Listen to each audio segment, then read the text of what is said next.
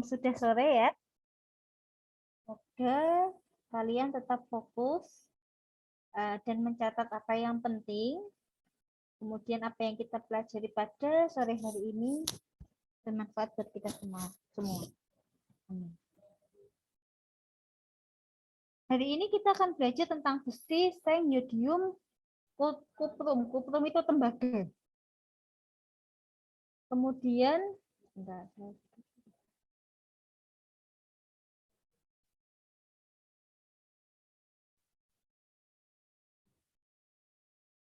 ini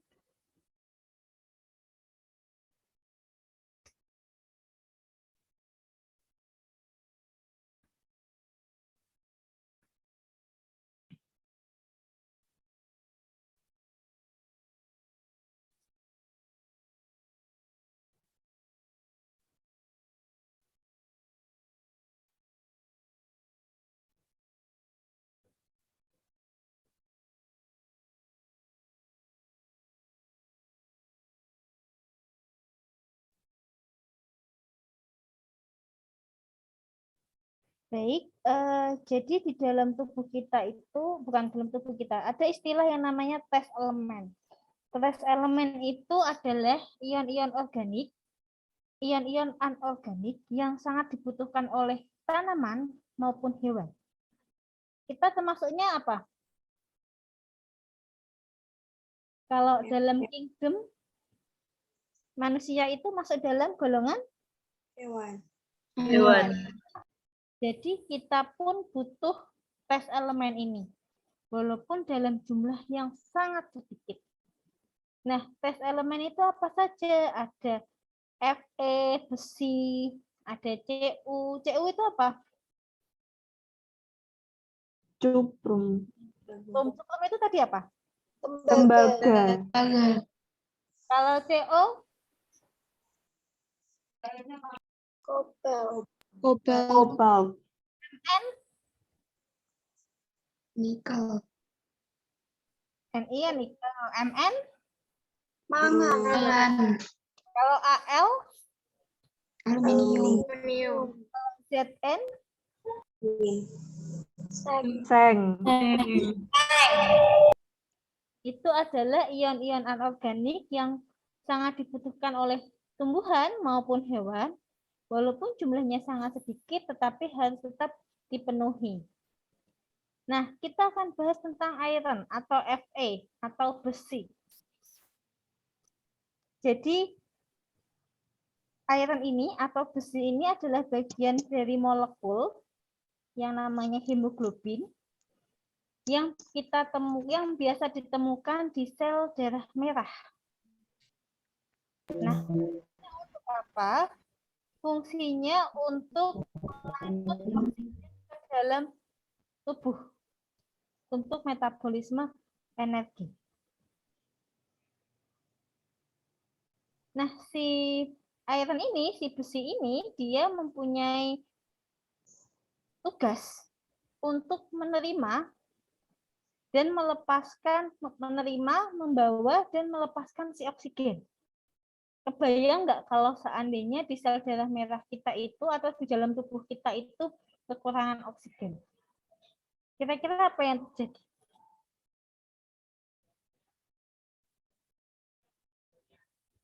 Ya, apa yang akan terjadi kalau seandainya tubuh kita kekurangan oksigen?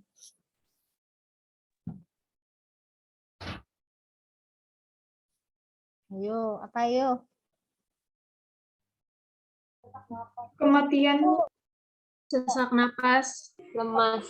Ya, lemas, Bernapas. Pusing. itu jangka pendek. Kalau misalkan dalam keadaan yang lebih kritis lagi bisa menyebabkan kematian. Nah, biasanya si iron ini, si besi ini, dia ini kalau simpanannya, kalau seandainya dia di sel darah merah, dinamakan mioglobin, tetapi ada juga yang di mast cell. sorry. Ada yang maksud saya, ada yang di sel darah merah, ada juga yang di muscle. Muscle itu apa? Otot. Otot itu namanya mioglobin. Jadi ada yang di sel darah merah, ada yang di otot.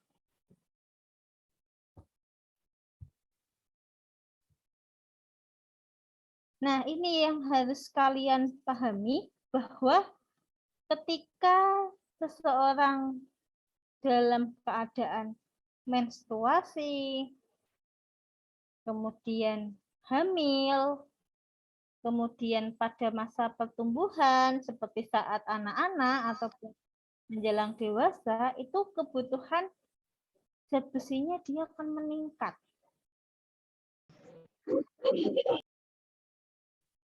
Pernah dengar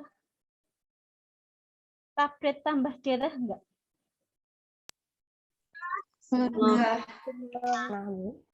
Pernah minum? Pernah.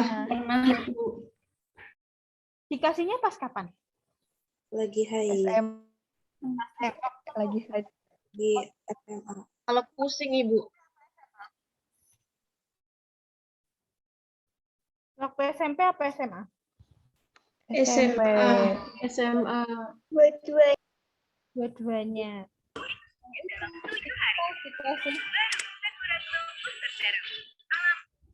Nah, itu kenapa sih kalian yang remaja putri pasti kalau lagi mens disuruh minum tablet tambah darah, karena kalian termasuk di fase orang yang membutuhkan tambahan asupan zat besi.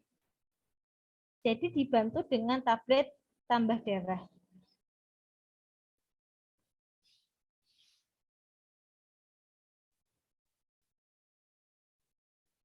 Nah, ada yang tahu makanan yang mengandung zat besi itu apa? Sayur bayam. Ayam. Kelingannya Bayam. mesti Popeye si pelaut ya. Iya. Makanya udah makan bayam. Sebenarnya sumber zat besi itu banyak. Nah, sekarang kita akan belajar faktor-faktor yang mempengaruhi penyerapan zat besi. Jadi, ada yang namanya hemiron atau zat besi yang hem. Zat besi yang hem itu zat besi yang dia dari bahan makanan dari hewan. Itu dia 2 kali lebih mudah diserap daripada sumber bahan pangan zat besi dari tumbuhan. Ya, makanya kalau orang-orang yang vegetarian itu sebetulnya rugi. Karena banyak sekali bahan makanan itu yang penyerapannya lebih bagus di hewan, sumber hewan daripada sumber nabati.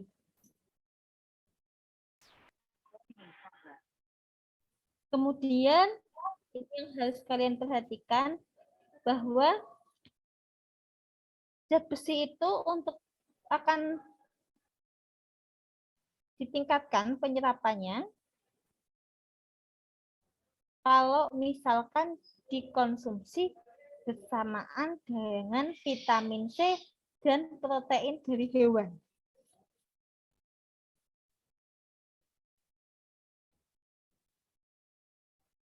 Jadi kalau misalkan, Bu, berarti nggak boleh ya Bu konsumsi makanan zat besi yang dari tumbuhan. Nggak apa-apa, silahkan dikonsumsi makanan yang berasal dari tumbuhan, tapi disandingkan atau dikombinasikan dengan vitamin C dan protein dari tumbuhan.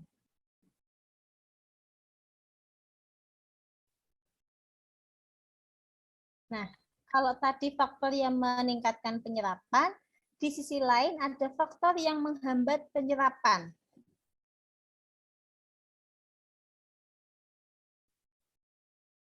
Yang dari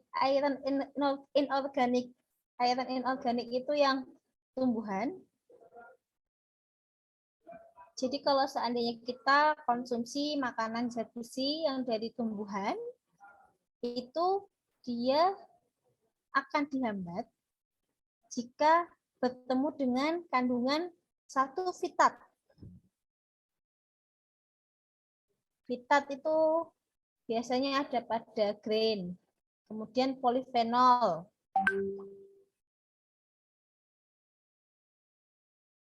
Kemudian ada kalsium juga. Jadi lucu, kalau seandainya kalsium ketemu sama ion inorganik yang dari tumbuhan, dia itu bakal ngehambat. Tetapi kalau misalkan kalsium ketemu sama HEM dari makanan yang mengandung zat besi dari hewan, itu bakal ditingkatin penyerapannya. Jadi misalkan nih, kamu konsumsi contoh, ada yang bisa ngasih contoh nggak yang mengandung zat besi yang dari tumbuhan? Boleh googling, silahkan. Bayam, oke. Kalau yang dari hewan? Hati sapi, Bu. Daging sapi nggak sih? Apa? Jeroan. Jeroan? Ada yang Hati lain? sapi. Hati ayam, Bu. Seafood. Seafood. Seafood ya. Misalkan seafood. Oke. Atau misalkan daging ya. Daging merah misalkan. Atau daging atau hati. Jadi kalau misalkan kalian makan bayam sambil minum susu, itu penyerapan zat besinya itu justru dihambat oleh si susu. Karena di dalam susu ada kalsium dan di bayam itu adalah inorganic iron. Beda cerita kalau kamu makan kalsium ketemu sama daging, misalkan sate sapi misalkan, atau rendang. Ketika rendang ketemu sama susu yang ada kalsiumnya, itu justru penyerapan zat besinya akan meningkat.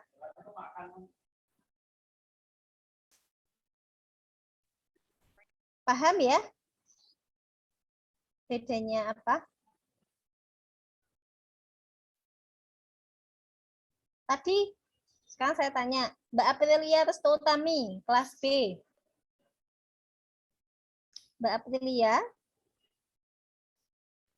Ya, Ibu. Mbak, kalau seandainya kalsium ketemu sama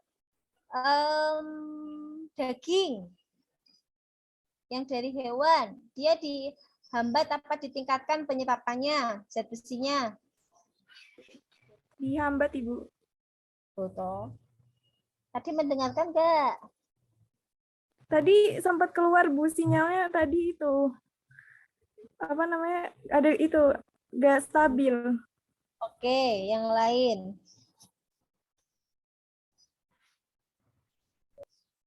Mbak Tasya Bella, kelas A. Ya, Ibu. Bayam ketemu sama kalsium. Itu dia bakal ditingkatkan apa dihambat penyerapannya?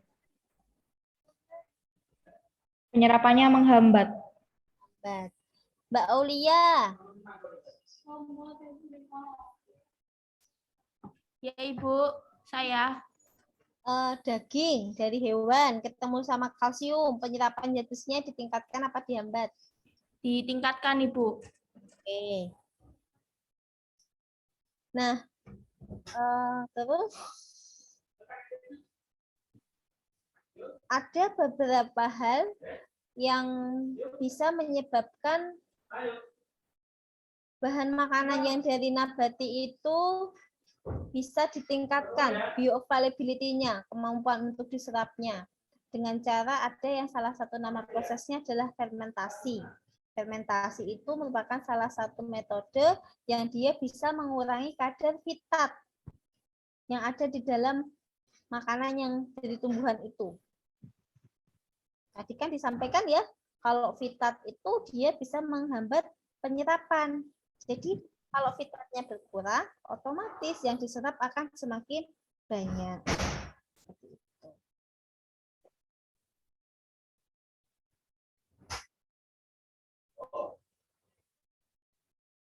Nah, kalau misalkan orang hamil, kenapa dia butuh zat besi lebih banyak? Karena ketika hamil itu, tubuh kita itu membutuhkan banyak zat besi untuk mensupport jumlah volume darah. Jadi, ketika mau hamil itu tubuh kita udah siap-siap, jaga-jaga. Karena kan hamil itu di dalamnya nanti akan ada bayi, kemudian ada darah segala macam untuk pertumbuhan janinnya, kemudian siap-siap untuk kehilangan darahnya ketika melahirkan. Nah, itu dipenuhi itu selama masa kehamilan. Makanya biasanya orang hamil itu dia akan disuruh untuk konsumsi zat besi. Nah, ini Fe ada di daging merah, di ikan, di unggas ayam. Terus kalau seusia, kalian usianya berapa sekarang? 19. 18. Ada yang 18, ada yang 19. Itu kebutuhannya masih belum banyak ya. Nanti kalau hamil yang cewek-cewek ini bakal meningkat nanti kebutuhannya. Nah, tadi disampaikan kalau misalkan zat besi itu ada yang hem dan non hem. Hem itu yang dari Hewan. hem itu yang dari tumbuhan atau yang tadi kita sebutin inorganik. Nah, ada istilah lain juga yang hewan itu dia dalam bentukan zat besinya itu adalah fero. Fero itu Fe2+, plusnya ada 2. Fe2+. Itu adalah yang dari hewan. Kalau yang dari tumbuhan, itu zat besinya itu dia dalam bentuk feri. Jadi Fe3+.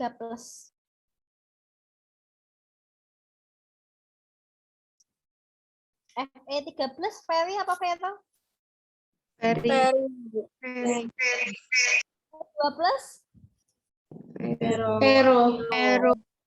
Fero. Oke, nah terus tadi seperti yang sudah kita pelajari bersama-sama, kalau si yang dari tumbuhan ini dia sulit diserap oleh usus.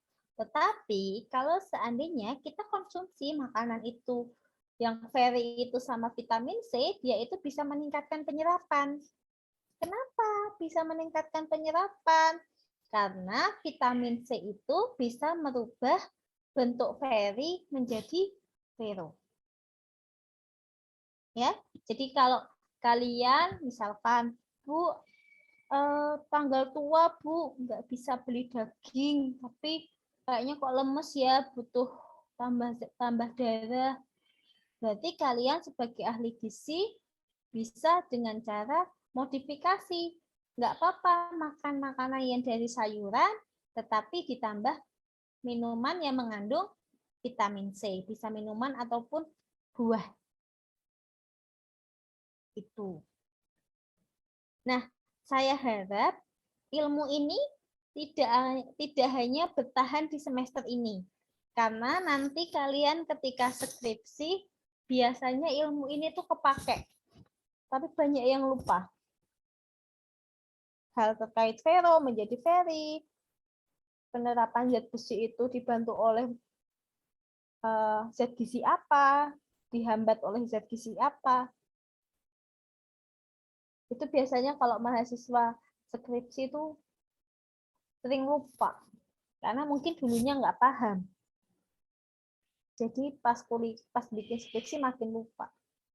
Semoga kalian yang hari ini belajar, paham, besok ketika skripsi dan butuh informasi tersebut, kalian sudah bisa. Atau mungkin ditanyakan penguji sudah bisa.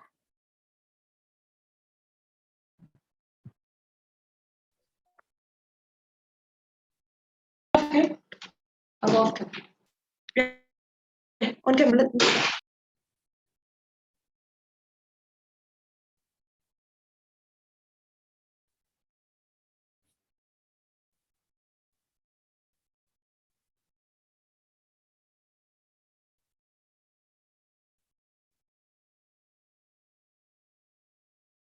Ini ya tadi, kalau misalkan yang dari hewan itu ada daging, unggas, ayam, ikan.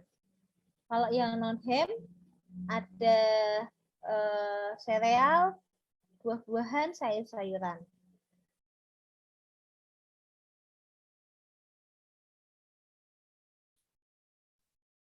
Nah, ini yang kalian harus pelajari.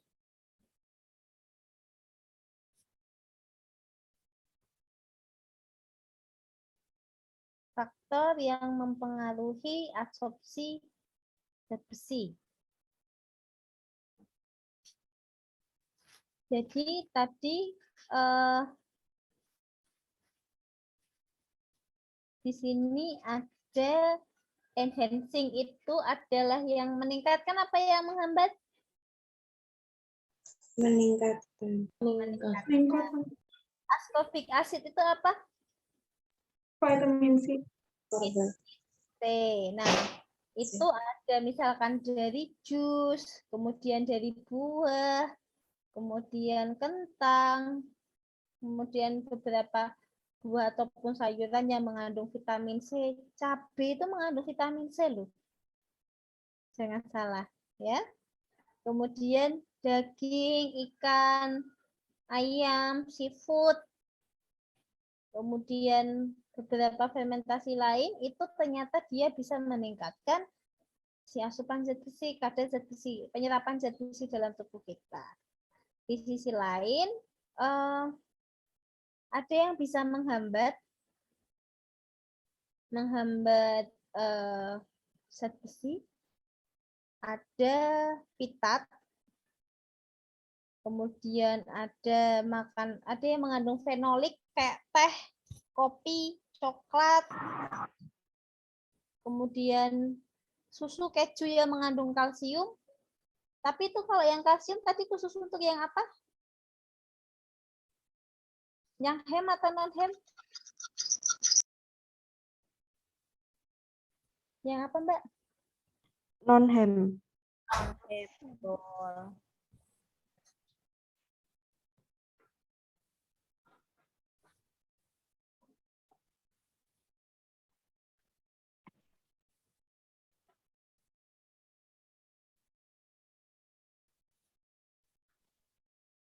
Nah, ini tambahan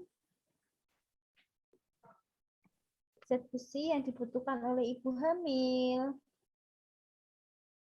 Untuk janin, untuk plasenta, nanti bisa kalian baca-baca.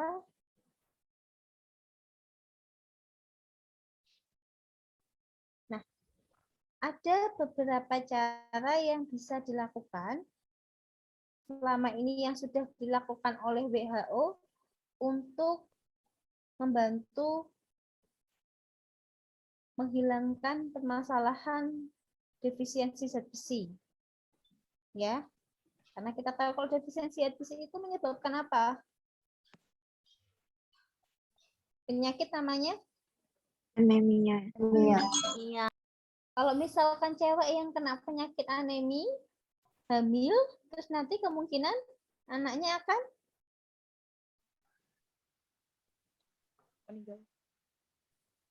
BBLR, berat bayi lahirnya rendah.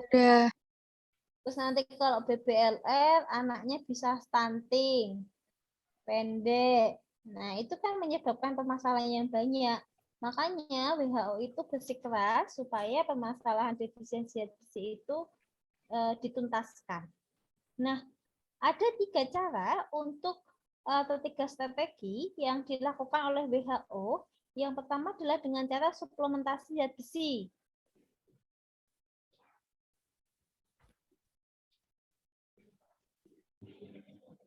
Yang pertama adalah suplementasi zat besi yang biasanya diberikan pada wanita hamil atau anak-anak usia remaja, sekolah.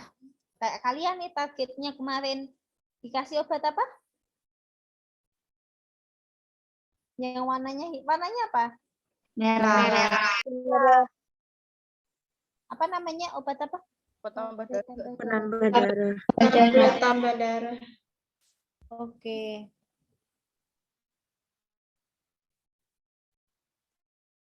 Terus yang kedua adalah fortifikasi zat besi ke dalam makanan. Jadi contohnya adalah tepung. Jadi banyak sekali sekarang tepung yang sudah difortifikasi dengan zat besi. Jadi dia tepungnya sudah ditambahkan dengan zat besi, sudah diperkaya dengan zat besi. Jadi kalian nggak berasa tuh makan tepung, tapi ternyata di situ sudah ada zat besi. Terus yang ketiga adalah dengan cara edukasi makanan, edukasi pangan dan gizi terkait asupan zat besi. Makanya kenapa kalian sebagai ahli gizi sebelum memberikan edukasi, kalian harus paham dulu apa sih yang membantu peningkatan, apa sih yang menghambat penyerapan. Karena itu yang penting. Kalau cuma sekedar tahu, oh ya besi, oh anemi silahkan makan bayam, daging. Itu siapa aja bisa ngasih. Tapi ilmu yang kalian punya adalah kalian menguasai yang menghambat itu apa, yang membantu menyerap itu apa. Makanya kenapa dari kemarin saya selalu memberikan tugas untuk membuat tabel. Sudah ya kelas ini ya? Sudah belum? Sudah, Ibu. Sudah, Ibu. Tujuannya untuk kalian itu berpikir secara komprehensif. Bahwa kalau kalian ingin menyelesaikan suatu masalah itu harus lihat dari berbagai aspek. Gitu.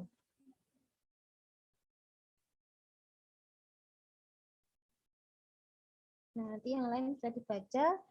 Selanjutnya yang kedua adalah zinc.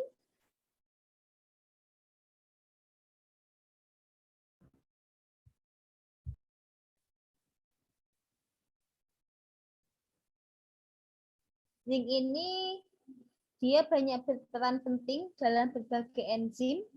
Kemudian dia mempunyai fungsi banyak sekali ya untuk produksi sperma, kemudian untuk perkembangan janin, kemudian untuk sistem imun. Nah, bahan makannya ada di daging, ikan, ayam, sayur-sayuran.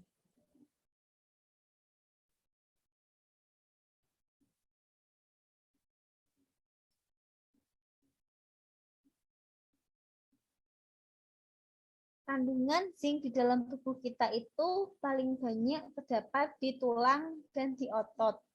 Kemudian kalau seandainya ada orang nih, dia mengalami stres secara psikologis atau mengalami penyakit infeksi. Nah, itu menyebabkan kadar plasma zinc di dalam tubuhnya itu rendah. Padahal tadi zinc punya fungsi untuk apa yang terakhir saya sebutkan? Sistem imun. Meningkatkan imun. Untuk meningkatkan sistem imun. Dan ternyata orang yang sedang stres, pusing, itu dia menyebabkan kadar plasma zincnya menurun. Jadi kalau kadar plasmanya menurun, menyebabkan apa? Sistem imunnya akan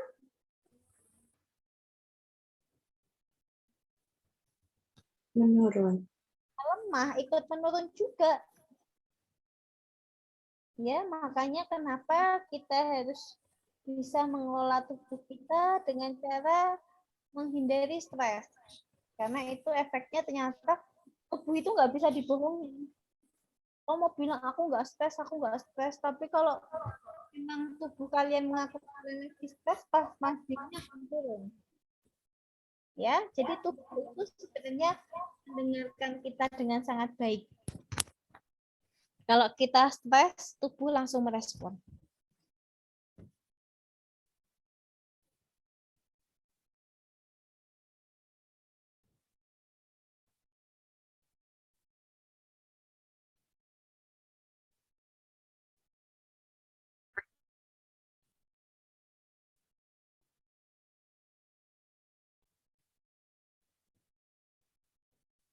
Nah, untuk bioavailability zinc ini dia sama seperti besi.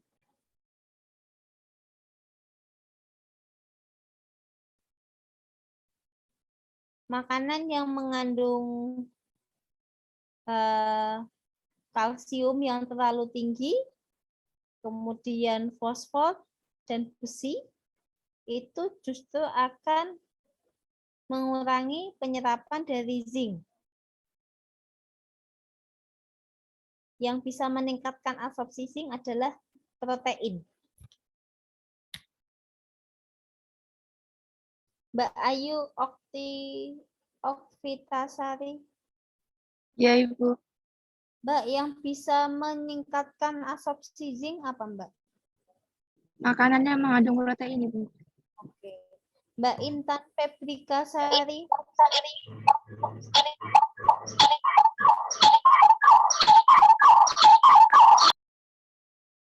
Mbak Intan.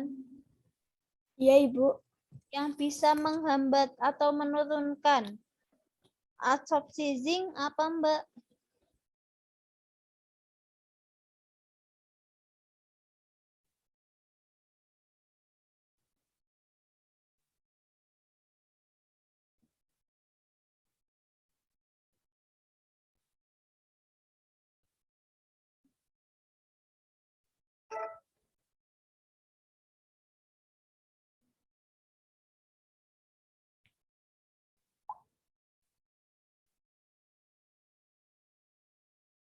Apa, Mbak?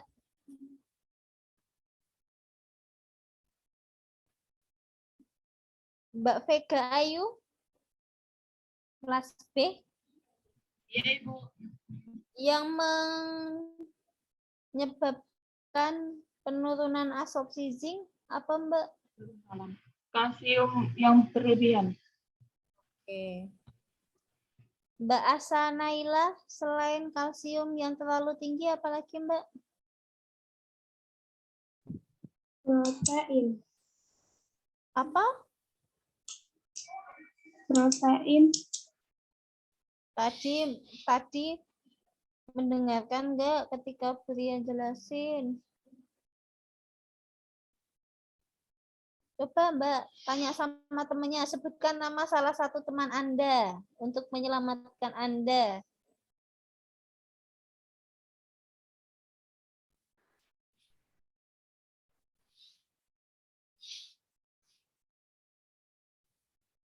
Mbak Konita Hidayati.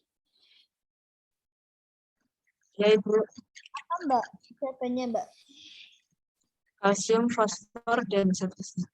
Oke.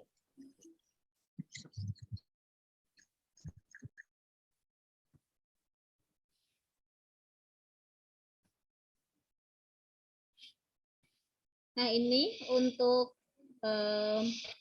zinc, itu selain tadi yang sudah saya sebutkan, ada juga yang dari tiram, hati, daging, telur, susu, jamur, itu juga mengandung zinc. Fungsinya bisa kalian baca.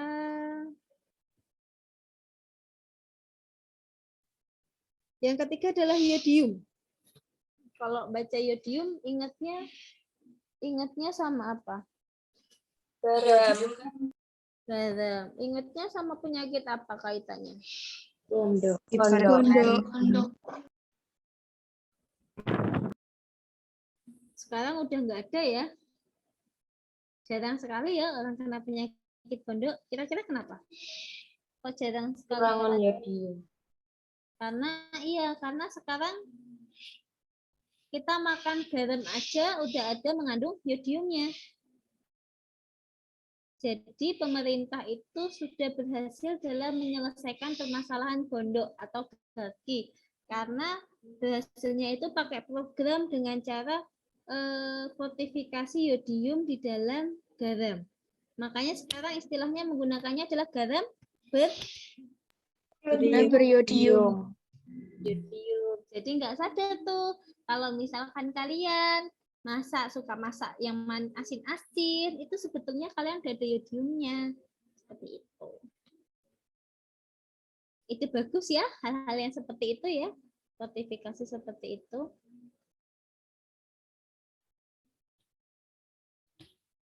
Iya, sebentar.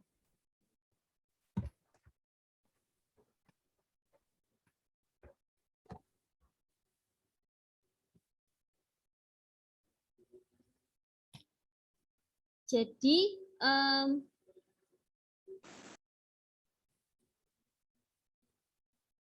yodium ini dia mempunyai peran penting dalam hormon tiroid. Hormon tiroid ini fungsinya banyak sekali untuk reproduksi, tumbuh kembang, kemudian produksi sel darah, kemudian untuk fungsi saraf ataupun otot, dan lain-lain.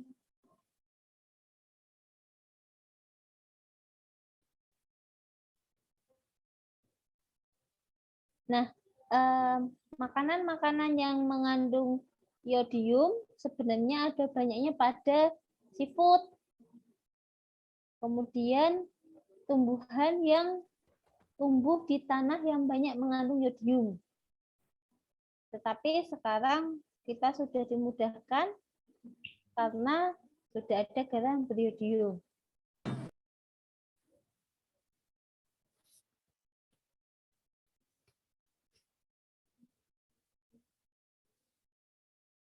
Nah, sekarang kita belajar tentang makanan yang menghambat penyerapan yodium. Jadi ada makanan yang mengandung goitogens. Goitogens itu ada pada singkong, ada pada kol. Nah, si goitogens dia akan menghambat transfer iodin ke dalam kelenjar tiroid sehingga mengganggu produksi hormon tiroid. Jadi makanan yang mengandung goitogen itu dia akan menghambat transfer iodin ke dalam kelenjar tiroid sehingga akan menyebabkan gangguan produksi hormon tiroid. Kalau kita makan makanan yang mengandung goitogen dalam jumlah yang sangat banyak, goitogen itu akan menyebabkan absorpsi dari yodiumnya menjadi rendah. Mbak, Shopee-nya dimatiin dulu toh. Saya kira mute. Iya, kan ini bulan berapa sih? 12-12-nya kan masih lama ya. Shopee-nya kok udah dinyalain aja, ya Allah. Oke. Jadi saya lanjutkan ya. Jadi kalau seandainya kita makan goitogen terlalu banyak, nanti justru akan menyebabkan penyerapan yodium dalam tubuh kita itu sedikit rendah. Sekarang saya tanya sama kalian. Mbak Monica.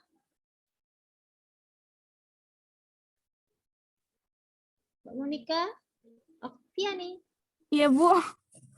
Tadi makanan yang bisa menghambat yodium itu apa sih Mbak namanya Mbak? Singkong sama kol. Goitrogens. Oke. Terus Mbak Zitna, bisa dijelasin nggak Mbak ngehambatnya gimana?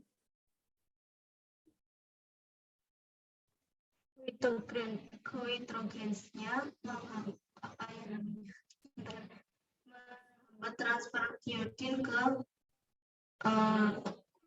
kelenjar tiroid sehingga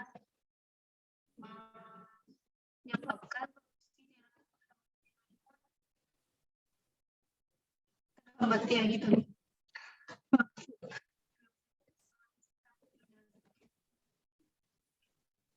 Sinyalnya nggak bagus ya. Coba yang lain. Mbak Talita Azaria Abidin. Mbak Talita.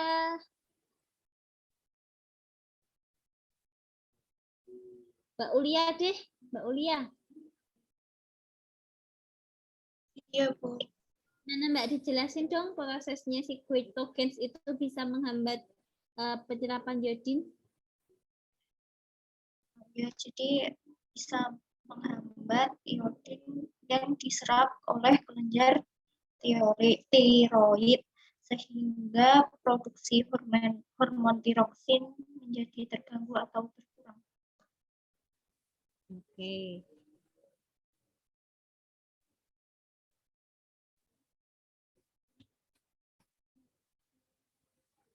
Nih ya, kalau di animal product banyak di seafood, kalau kalau di garam juga ada.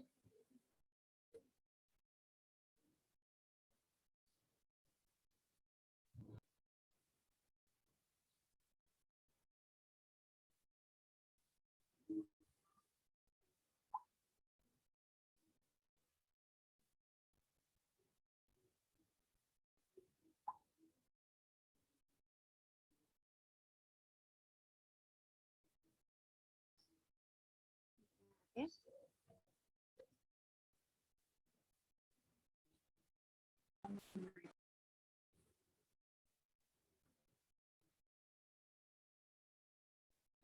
Sebentar ya, saya izin sebentar.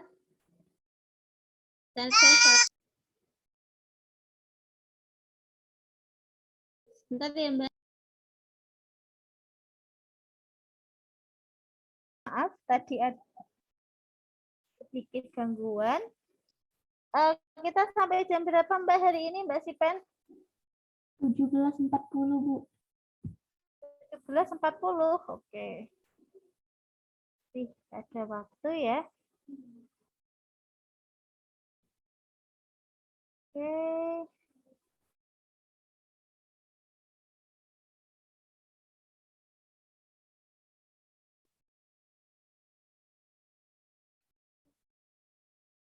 Nah, ini adalah makanan-makanan yang mengandung yodium.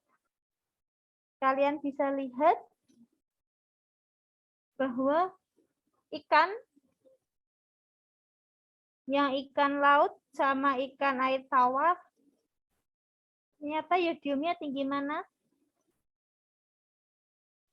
Air laut. Ikan laut. Ikan laut. Terus kalau seandainya sudah dikeringkan, sudah dikeringkan itu, misalnya kalian pernah dengar ikan asin ya, itu ternyata ya kandungan yodiumnya makin tinggi. Karena proses pengeringan itu tujuannya supaya apa sih? Supaya awet. Nah, biasanya proses pengeringan itu menggunakan tambahan garam. Jadi otomatis jumlah yodiumnya akan semakin meningkat.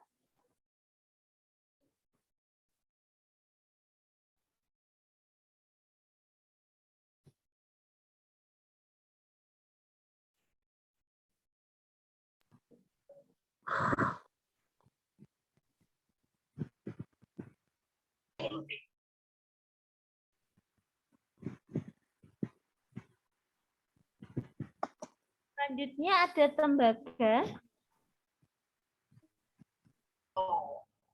Oke, yang tembaga Absorpsi tembaga itu bergantung dengan asupan tembaganya. Jadi kalau seandainya kita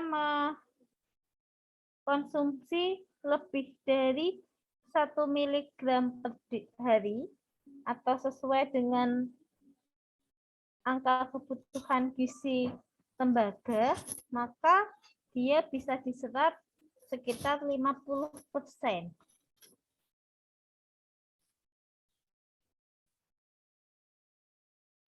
Kalau kita konsumsi zat besinya terlalu tinggi itu dalam artian habis konsumsi suplemen zat besi, biasanya akan mengganggu penyerapan tembaga.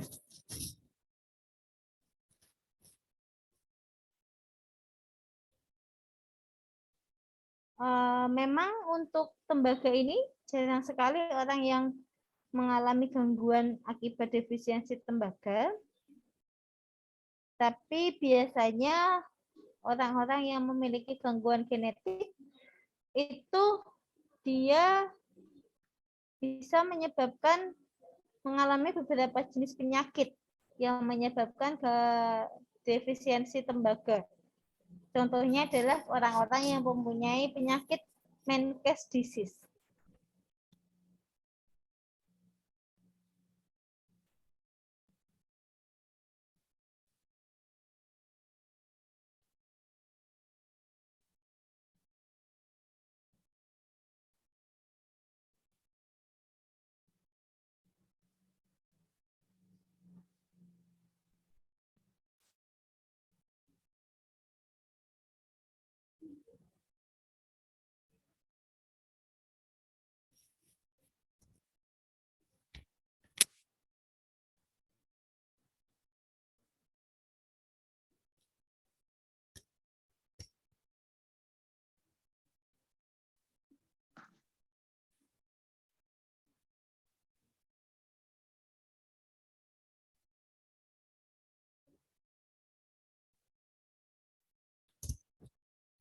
Nah, si tembaga ini dia setelah diserap di usus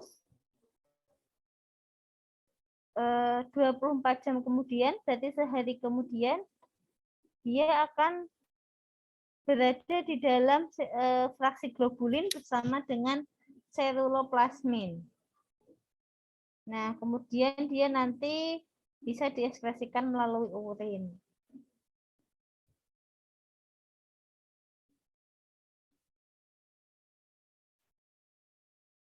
Nah, ini sumber makanan yang mengandung tembaga, terutama seafood, kacang, hati,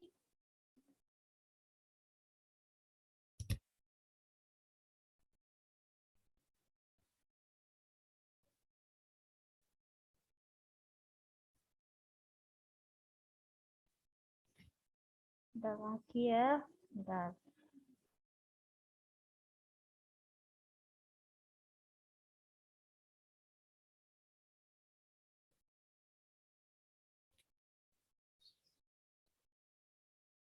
Magnesium sudah apa belum ya, Mbak?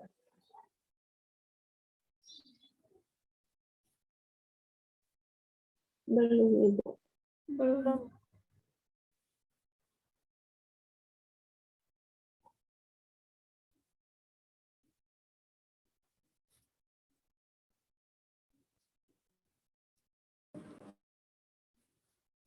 Fosfor tapi sudah ya.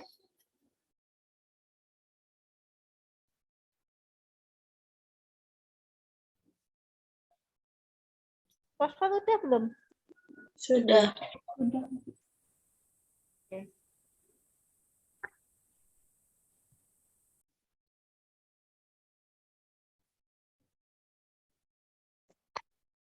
Sudah tampak? Sudah, Ibu. Sudah. Oke. Jadi magnesium itu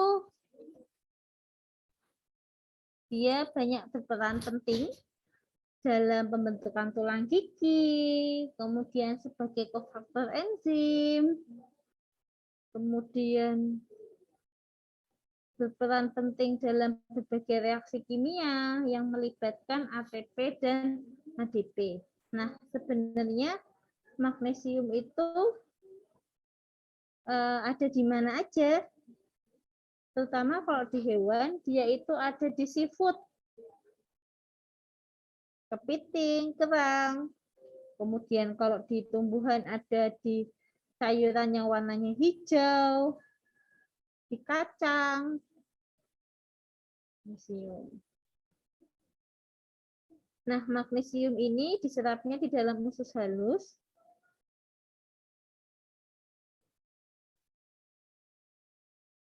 Terus kalau kita konsumsi nih makanan yang mengandung magnesium, sekali mengonsumsinya dalam jumlah yang sangat banyak, maka yang diserap sama tubuh cuma 30% aja.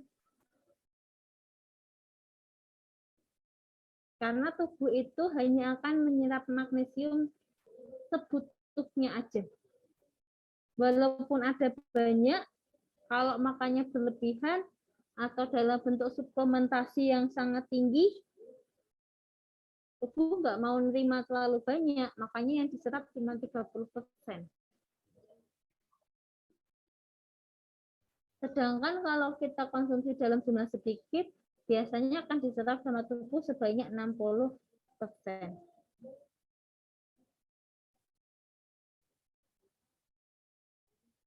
Nah, penyerapan magnesium ini dia sama dengan penyerapan kalsium.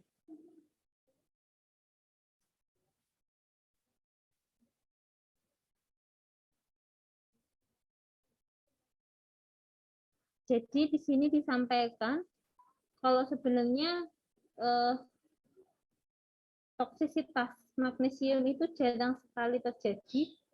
Biasanya penyebabnya hanya karena suplementasi. Makanya berkali-kali saya sampaikan, lebih baik adalah makanan ciptaan Allah pada hewan dan tumbuhan daripada obat-obatan suplementasi. Nah, ini untuk sumber utama magnesium ada kacang-kacangan, seafood, sayuran warna hijau, banyak sekali.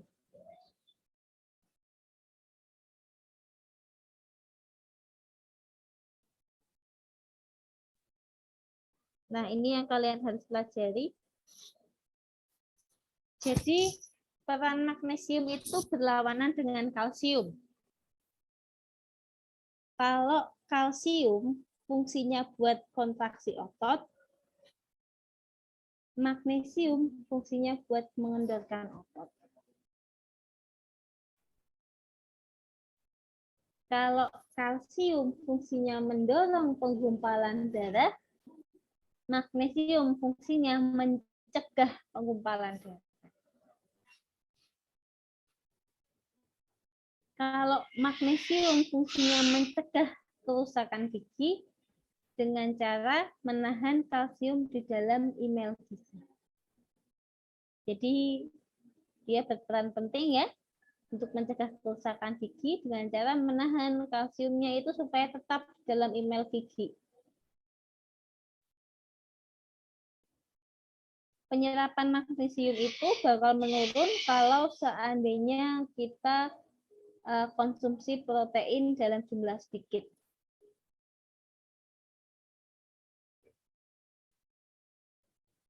Kemudian sama dengan kalsium, di satu sisi sama dengan kalsium dalam hal penyerapan.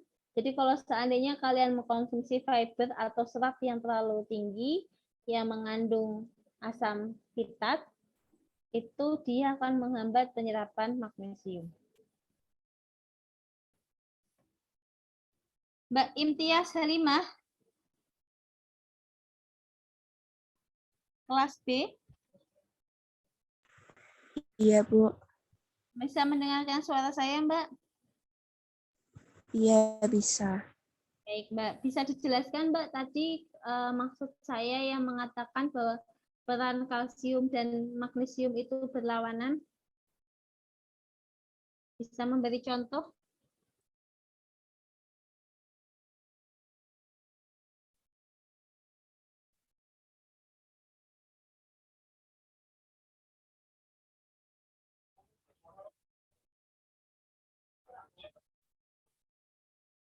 Apa, Mbak?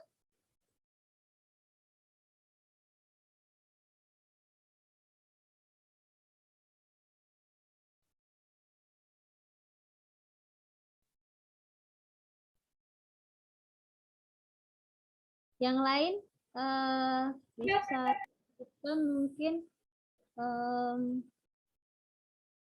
Mbak Sita Kumala dari kelas B bisa dibantu Ibu. memberikan contoh yang dimaksud peran kalsium dan magnesium berlawanan. Karena yang berlawanan itu.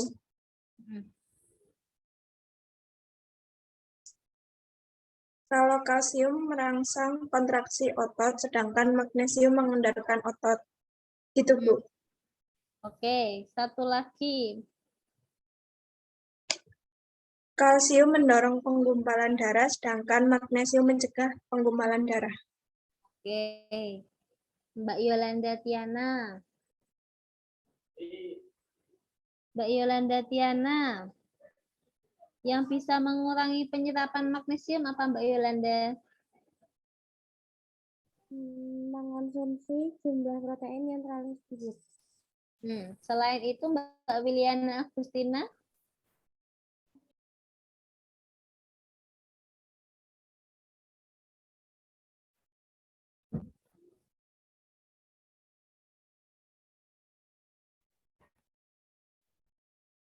Fiber, Bu.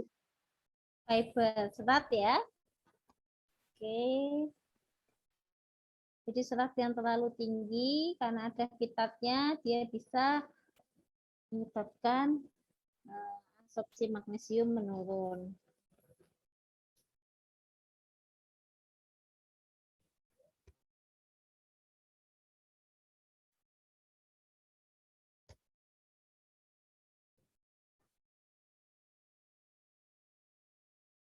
Yang ketiga ada sulfur.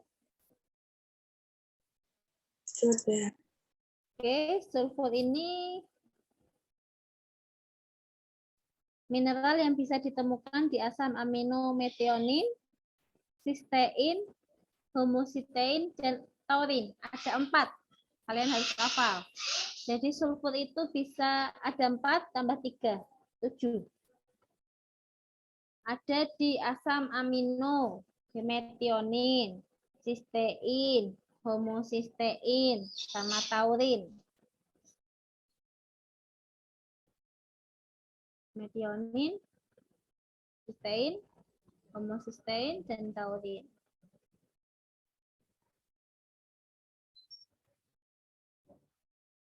Tetapi dia juga bisa ditemukan di vitamin B, tiamin, dan biotin.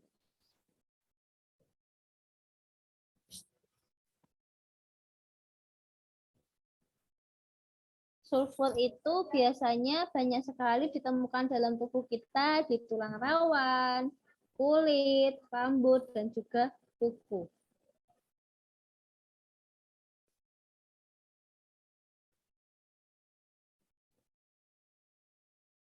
Kemudian hewan-hewan yang punya banyak bulu, kayak tikus, anjing, itu kebutuhan akan sulfurnya itu lebih tinggi daripada kita.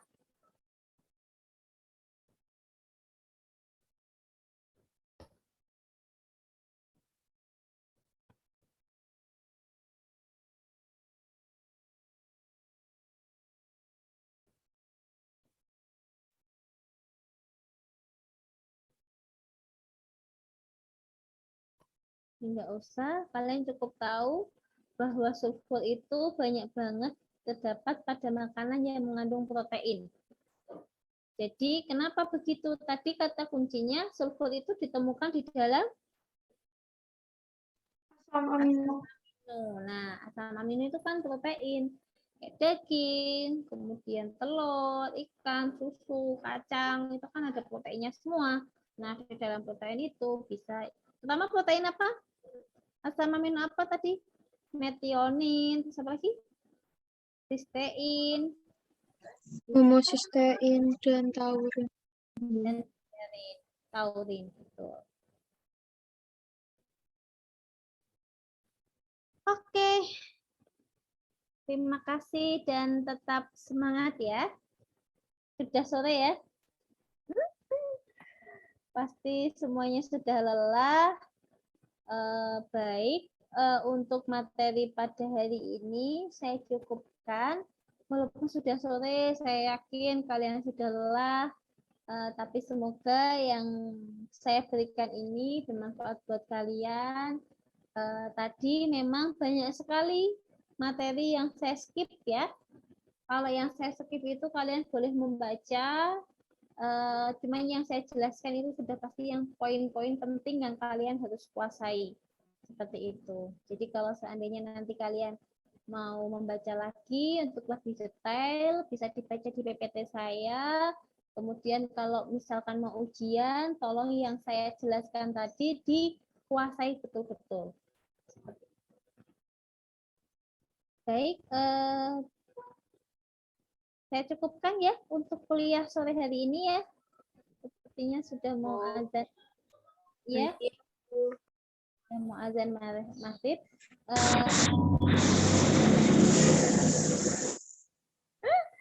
Bila itu taufiq wa hidayah. Wassalamualaikum warahmatullahi wabarakatuh.